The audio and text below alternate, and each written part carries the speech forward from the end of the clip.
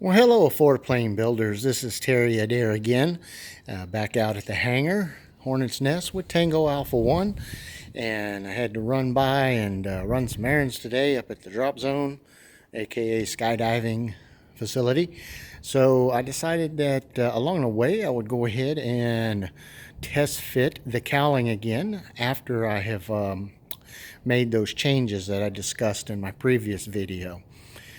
What I did change on it is I cut the cowling down in quarters, 4 different directions across the top and horizontally. Not right where that blue tape is, but just underneath it. And I redid the whole thing. I took about 3 inches or so out of the center so that it would come together better than it did before. It was a little bulky on the front end, and it looks a lot better in this configuration. So I wanted to give you guys an update and show you a video of what it looks like on the airplane. So as you can see there, I do have some blue trim tape on there, and basically that's carrying the line from the black panel in the back towards the front of the cowling. Not for sure yet, but I intend to at least possibly carry that line up to the cowling and paint the top of it black. Maybe I'll change it up or change my mind, but right now that's kind of where I'm at with it. So while I was out here also, I wanted to go ahead and identify where that line is on the cowling and match it up to the panel here on the Affordaplane. But I go through my stages with this. Some days I absolutely hate it, and other days I am in love with it. But I think that's just all part of the building process. But anyhow, this is how it looks now. Just a little bit of work left to do on this thing now that it is shaped properly. I will have to put just a skim coat of filler to kind of smooth out some of the inconsistencies of the fiberglass. I'm not exactly sure whether or not I'm going to use the Bondo or the filler, what they call the Bondo glass. Whichever one I'm going to use. I've been researching how to get that stuff to thin out, and I believe the procedure is something they call rondo. All these new terms I learned when you start building airplanes.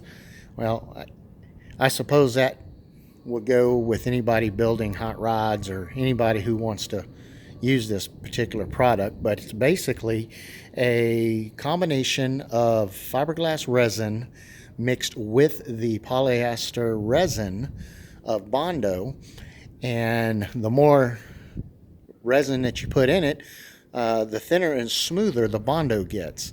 Now, you do still have to add the hardener for both the resin and the Bondo, but normally out of the can the Bondo comes out so thick, and it would apply such a thick layer to this that, you know, just a lot of sanding. And now that this thing's off of its plug and it no longer fits its plug because of the reshaping, it makes sanding a lot more difficult unless you can really brace this thing up.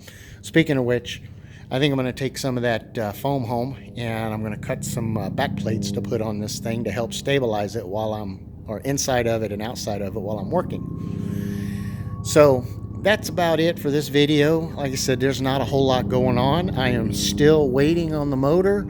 Have not talked to Mike in about a week. As I mentioned before, he is still waiting on the cylinders.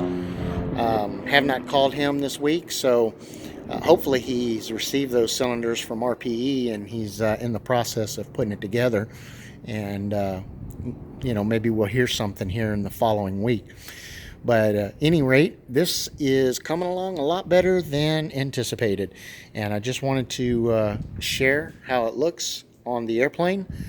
Keep in mind, we will be cutting out some holes to accommodate the cylinders on top and the carburetors on the left side, and then the exhaust on the right side.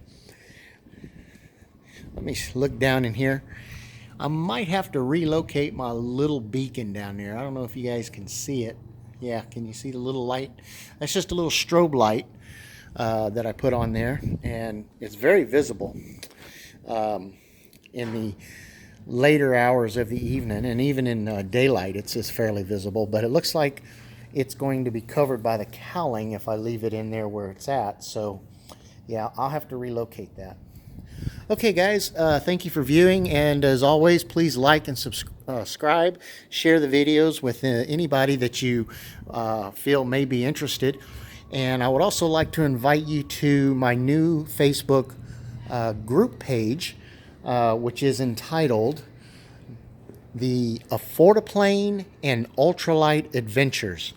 Unlike the old page, this is a group, and I do want to invite people to talk about not only their Affordaplane projects, but other guys that may be doing similar or other ultralights, and also the engine guys, because all of it is somewhat related, even if it's a different type of aircraft.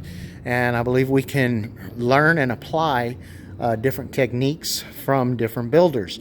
So do feel free to stop by Facebook group Affordaplane and Ultralight Adventures, and go in there and subscribe or join, I guess. So I look forward to hearing from you guys, your comments and whatnot, and hopefully we'll get the motor back and have a cowling and a motor, and we'll be able to get started on some more flying with the Tango Alpha 1 Affordaplane. It's a beautiful day out today, but my hangar doors are rattling like I don't know, a rat cage or something. It's very windy. So today wouldn't be a good fly day. Okay guys, peace out. Enjoy your build, keep working, and we'll talk to you later. Bye-bye.